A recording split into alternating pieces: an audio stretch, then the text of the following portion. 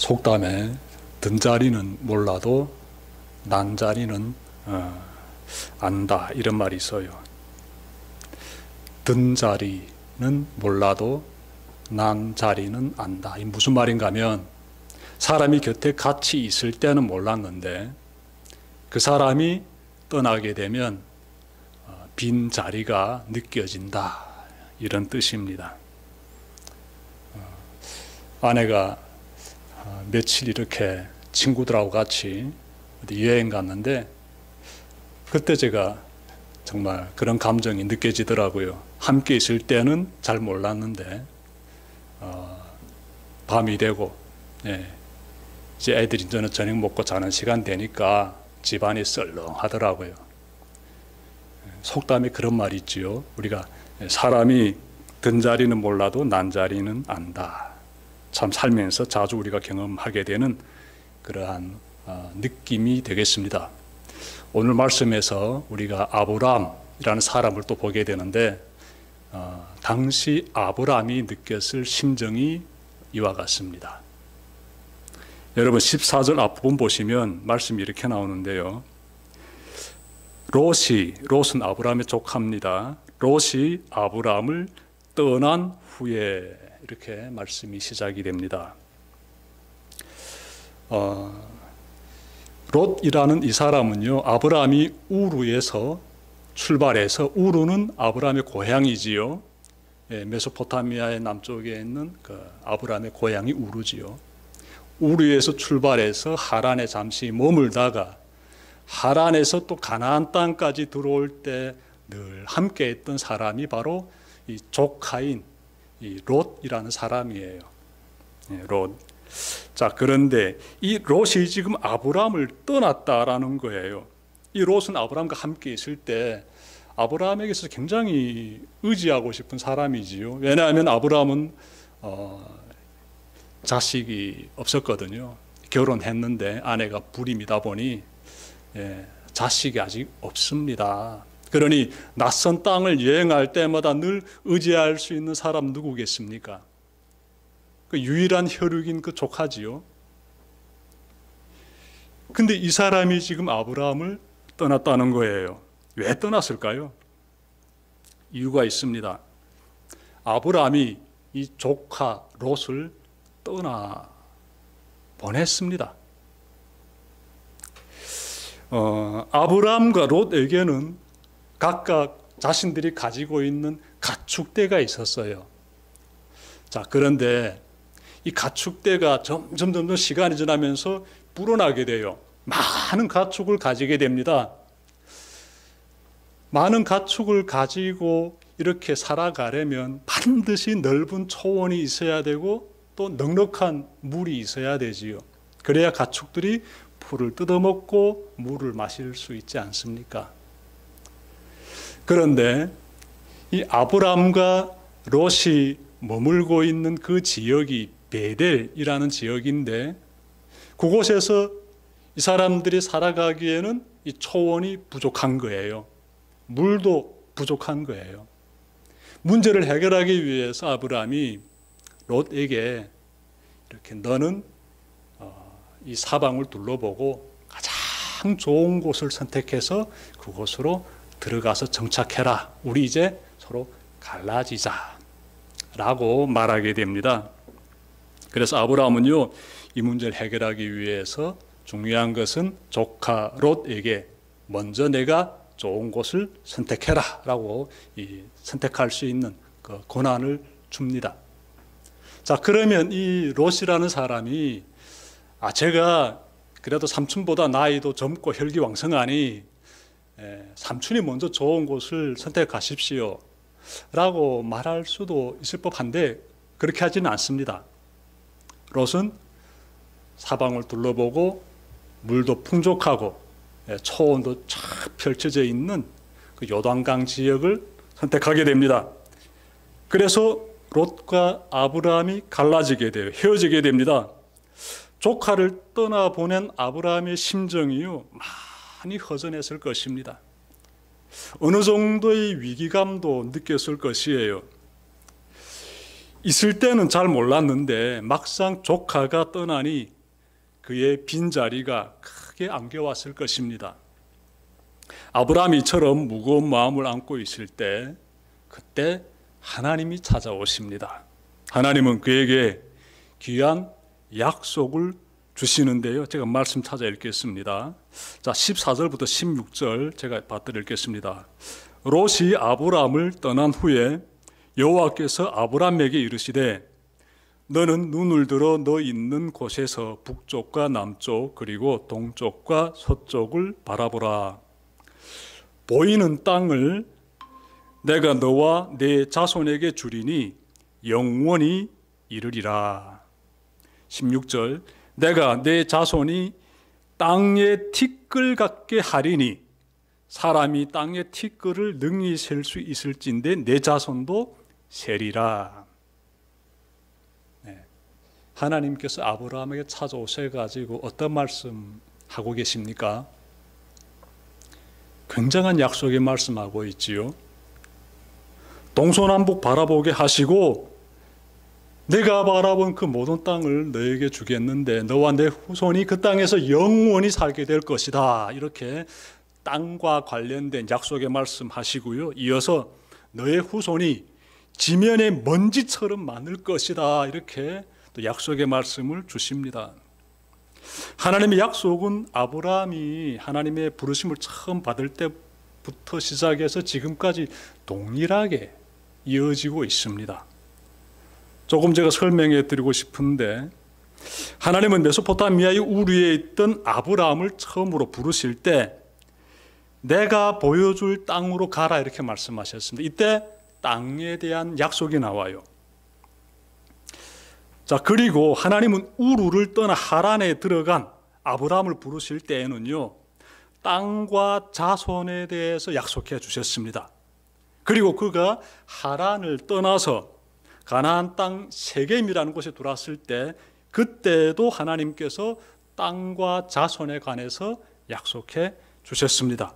그리고 오늘 본문의 배경이 되는 이 베델에서도 하나님께서 땅과 자손에 관해서 약속하고 있습니다. 그런데 다른 약속들과 달리 이번에는 보다 구체적으로 하나님께서 약속하고 계십니다. 동서남북 사방을 보라. 내가 보는 그 모든 땅을 차지하게 될 것이다. 땅에 먼지가 많듯이 내 자손도 그와 같을 것이다. 이런 내용으로 하나님께서 지금 말씀하고 있지 않습니까? 그러니 어마어마하게 넓은 땅과 그리고 어마어마하게 많은 자손들 태어나게 될 것이다. 그들이 그 큰 땅에서 영원히 살게 될 것이다. 이렇게 하나님께서 축복의 약속을 하고 계십니다. 지금까지 내용을 종합하면 하나님은 아브라함과 거듭하여 약속을 맺고 계시며 그 약속의 내용은 일관됩니다. 하나같이 동일합니다. 하나님은 동일한 약속으로 아브라함에게 힘을 주시고 인도하십니다. 아브라함과 함께 하시는 하나님을 우리가 바라보며 명심해야 될 것이 있습니다. 하나님의 약속은 불변하며 불변하신 하나님의 그 영원한 약속을 붙잡을 때 우리는 아브라함처럼 어떤 시련일지라도 헤쳐나갈 수 있다는 것이에요. 하나님께서 우리에게 주시는 약속, 불변의 약속이에요. 그 약속 붙잡게 되면은 어떤 시련도 뚫고 나갈 수 있다는 것이에요. 그러면 하나님께서 아브라함에게 땅의 약속 또 자손의 약속을 주셨는데 우리에게는 21세기를 살아가는 우리에게는 하나님께서 어떤 약속을 주셨습니까? 여러분, 하나님은 우리에게 영원한 천국을 약속하셨습니다. 영원한 천국. 하나님이 세상을 이처럼 사랑하사 독생자를 주셨으니 이는 그를 믿는 자보다 멸망하지 않고 영생을 얻게 하려 하심이라. 요한복음 3장 16절 말씀이었습니다. 나는 부활이요 생명이니 나를 믿는 자는 죽어도 살겠고 무릇 살아서 나를 믿는 자는 영원히 죽지 아니하리니 이것을 내가 믿느냐. 요한복음 11장 25절부터 26절 말씀입니다. 내가 곧 길이요 진리요 생명이니 나로 말미암지 않고는 아버지께로 올 자가 없느니라. 요한복음 14장 6절 말씀이에요. 모두 약속의 말씀입니다. 우리는 하나님께서 예수 그리스도를 통해서 우리에게 어마어마한 약속의 말씀을 주셨다는 사실을 항상 기억해야 돼요. 항상 영원한 천국에 대해서 약속해 주셨어요. 영원한 생명에 대해서 약속해 주셨습니다. 이 약속은 변하지 않습니다. 예수 믿는 사람들에게 주어지게 되는 축복이지요. 이 약속을 꼭 붙잡고 믿음의 삶을 굳건하게 변함없이 걸어가는 여러분들 꼭 되셔야 합니다. 여러분, 그리할 때 우리 마음에서는요 놀라운 변화가 나타나게 됩니다. 이 믿음을 탁 가진 사람들의 삶에서는요 굉장히 놀라운 변화가 나타나게 돼요.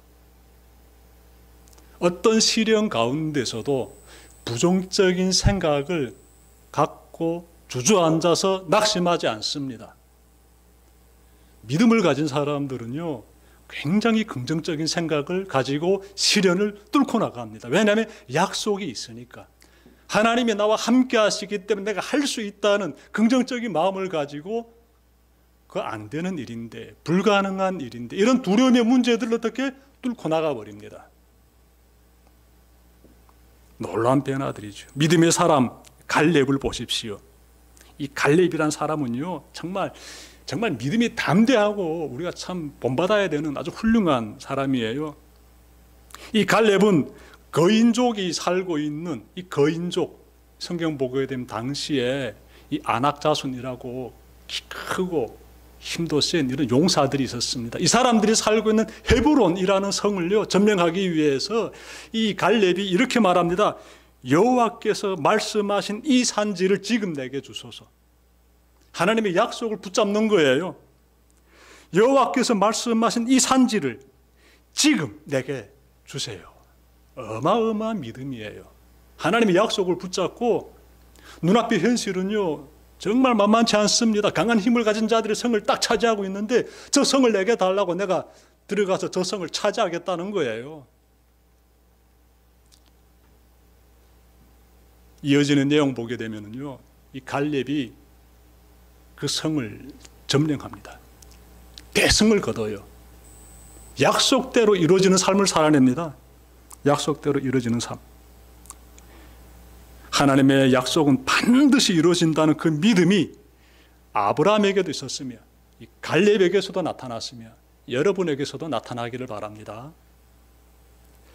하나님은 아브라함에게 땅과 자손이라는 엄청난 약속을 주신 후에 자리에서 일어나 직접 그 땅을 밟으라고 지시하십니다. 17절 보십시오. 너는 일어나 그 땅을 종과 횡으로 두루 다녀보라. 내가 그것을 내게 주리라. 가만히 앉아있지 말라는 거예요. 그 약속의 말씀을 받아 안았다게 되면 일어나서 땅을 밟아라. 그 지경을 확인해라. 움직이라 라는 것이에요. 그래서 아브라함이 베델에서 일어나 가지고 가나안 땅을 두루 다니면서 이동하게 되는데 그러다가 그가 정착하게 되는 곳이 나오지요. 18절 보십시오. 이에 아브라함이 장막을 옮겨 헤브론에 있는 마므레 상수리 수풀에 이르러 거주하며 이렇게 말씀합니다. 헤브론 지역에 아브라함이 이르게 되고 그곳에 있는 마므레 상수리 숲을 근처에 거주했다 이렇게 말씀하고 있습니다. 여러분 여기서 마므레라는 지역 이름 속에는 강함이라는 의미가 담겨져 있어요. 강함. 아브라함이 마므레에 거주한 이유를 추정해 보고 싶습니다. 그 헤브론 지역에 여러 이런 장막을 칠 수 있는 곳들이 있을 텐데 왜 굳이 하필이면 이 마므레 그 상수리 숲을 근처였을까? 그래서 한번 좀 추정해 보고 싶습니다. 왜 마므레 숲을 근처였을까? 아마도 마므레라는 그 지역 이름을 부를 때마다 이 마므레는 강함이라는 의미가 있지 않습니까? 그래서 이 마므레 지역 이름 부를 때마다 나를 인도하시는 하나님이 얼마나 강한 분이신지를 기억하고 싶었을 것 같습니다. 아브라함은 이곳에 이르러 제단을 쌓습니다. 제단. 여러분 18절 하반절 제가 읽겠습니다. 거기서 여호와를 위하여 제단을 쌓았더라. 제단을 쌓았더라. 우리가 기억해야 할 것은요, 아브라함은 새로운 곳에 정착할 때마다 제단을 쌓았습니다. 제단을 잘 살펴봐야 돼요. 그는 가나안 땅에, 하나님 약속하신 그 땅이 가나안 땅이죠. 그 땅에 딱 들어와 가지고 세겜이라는 지역에 머물 때 하나님을 위하여 제단을 쌓았습니다. 그리고 베델로 거주지를 이동한 다음에 그곳에 또 하나님을 위하여 제단을 쌓았고요. 오늘 본문에서 나타나고 있는데 헤브론이라는 곳으로 또 이주하게 되자 이곳에서 또 제단을 쌓고 있습니다. 그가 가는 곳마다에서 제단을 쌓았다는 것은 그 정도로 하나님과의 관계를 소중히 여겼다는 것을 의미합니다. 하나님과의 관계를 잘 다지면서 지켜가는 것, 이것이 아브라함의 삶에서 가장 중요한 일이었다는 것이지요. 당시 사람들은 돌로 제단을 쌓고 거기서 신에게 바칠 희생 제물을 불태웠습니다. 그러므로 제단은 신을 향한 자신의 충성심을 가장 잘 나타낼 수 있는 곳이에요. 아브라함이 가는 곳마다 제단을 쌓았다는 것은 그 정도로 그에게는 예배가 중요했던 것이에요. 아브라함은 참으로 진정한 예배자였습니다. 여러분, 예배하다는 히브리어가, 예배하다는 거 히브리 단어를 찾아보게 되면 샤하입니다. 샤하. 이 단어의 의미를 잘 살펴보면 우리가 하나님 앞에서 어떤 자세를 취해야 하는지 깨달을 수가 있어요. 이 예배하다, 이 샤하란 이 단어가 잘 이렇게 표현되는 성경 본문이 느헤미야 8장 6절입니다. 제가 말씀 찾아 읽겠습니다. 에스라가 위대하신 하나님 여호와를 송축하며 모든 백성이 손을 들고 아멘, 아멘 하고 응답하고 몸을 굽혀 얼굴을 땅에 대고 여호와께 경배하니라. 이스라엘 민족이 하나님 앞에서 어떤 자세를 취하고 있습니까? 그들은 몸을 굽혀 얼굴을 땅에 대고 하나님께 경배를 했습니다. 여기서 경배하다는 단어로서 사용된 히브리어 단어가 샤하입니다. 샤하, 예배하다, 그 단어예요. 여러분, 누군가의 발 앞에 엎드려 본 적이 있습니까? 고대 시대로 돌아가면 종이 주인 앞에서 이런 자세를 취하곤 했습니다. 주인에 대한 자신의 충성심을 표현하고 주인 앞에서 나는 비천한 존재임을 나타내기 위해서 얼굴을 땅에 대고 엎드려 가지고 주인의 발에 입을 맞추곤 했습니다. 누가? 종들이. 우리는 이런 마음의 자세로 하나님을 예배해야 합니다. 하나님 앞에서 자신을 끝까지 낮추고 하나님만을 의지하고 있음을 진심을 다해서 표현해야 됩니다. 그것이 예배예요. 그 사람의 삶에서 가장 중요한 것이 뭐겠습니까? 진정으로 하나님 앞에서 엎드리는 그 자세의 삶을 살아내는 그 사람에게서 가장 중요한 것, 당연히 예배지요. 예배는 너무나 중요합니다. 아브라함은 하나님을 예배하는 일을 삶의 최우선에 둔 믿음의 조상이었습니다. 이 사실을 꼭 잘 기억하시길 바랍니다. 아브라함이 얼마나 예배의 진심이었는지를 알게 해주는 사건이 모리아 산에서 있었습니다. 모리아 산. 그는 하나님의 지시에 따라 100세에 얻은 아들을 그곳에 데리고 가서 희생 제물처럼 하나님께 바치려고 하게 됩니다. 하나님께서 지시하신 거예요. 그는 도착해서 제단을 쌓고 10대의 소년인 그 외아들을 희생 제물로 드리려고 칼을 빼듭니다. 그때 하나님께서 멈추게 하십니다. 아들의 생명 해치지 말라고 지시하시고요. 아브라함은 들었던 칼을 내려놓게 됩니다. 여기서 뭘 우리가 찾아볼 수 있는가 하면 아브라함이 하나님을 얼마나 전심을 다해서 예배 드리고 있는지를 우리가 찾아볼 수가 있습니다. 정말 예배자의 모습이 가장 귀한 모습이죠. 전부를 하나님께 올려드리는 모습이에요. 참된 예배자인 아브라함의 삶에는 타인을 향한 배려하는 마음이 또한 담겨 있습니다. 그는 조카 롯에게 우선권을 줌으로써 자신을 희생시키려고 했습니다. 네가 먼저 좋은 곳 차지해라. 양보하지 않습니까? 관대한 마음을 보여주지 않습니까? 아브라함에서 굉장히 돋보이는 모습이에요. 예배자의 귀한 모습이다가 되겠습니다. 나보다 좋은 것을 다른 사람에게 주려는 모습, 이 모습이 하나님을 예배하는 사람에게서 꼭 나타나야 합니다. 이런 모습이 하나님 보시기에 참 귀한 모습이고 아름다운 모습입니다. 우리는 타산을 앞세우면서 살면 안 돼요. 아브라함, 예배자의 참 본을 보여주는 이 아브라함의 삶을 보니까 타산을 세우면서 살지 않고 있습니다. 배려하면서 살고 있어요. 대성의 교우들의 삶에서도 이와 같은 예배자의 삶의 모습이 꼭 나타나시길 바랍니다. 우리가 아브라함처럼 예배자의 삶을 살아갈 때 주어지는 유익이 있습니다. 그것은요, 하나님으로 인한 만족감이에요.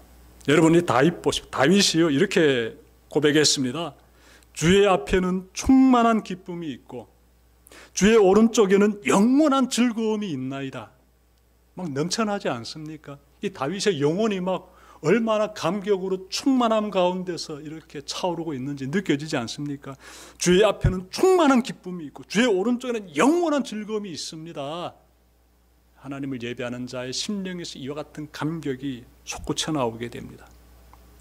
우리가 아브라함처럼 예배자의 삶을 살아갈 때 하나님의 영이 예배자의 심령마다에 임하게 되며 그때 하나님의 임재로 인한 충만함을 경험하게 됩니다.